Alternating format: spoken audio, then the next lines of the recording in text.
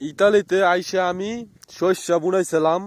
ঠিক আছে, এখানে আপনার 2-2.5 বিঘা জমি আমি শস্য বুনাইছি। এই দেখেন, আপনারা তো বিশ্বাস যাইবেন না।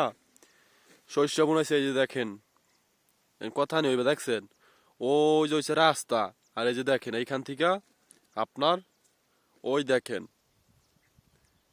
শস্য হয়েছে পাতলা পাতলা। ঠিক আছে, শস্য হয়েছে পাতলা পাতলা, আপনার ঘাস হয়েছে। এখন আমি পুরা ব্যবসায় ধরা। ঠিক আছে, আমি বুঝতে পারি নাই।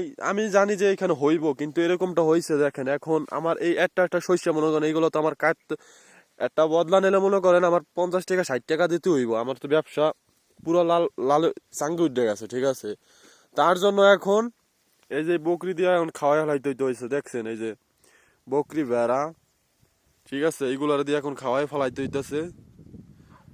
আমি কি করবো বুঝতেছি না। সবাই আমার জন্য দোয়া করবেন। ওকে, আল্লাহ হাফেজ।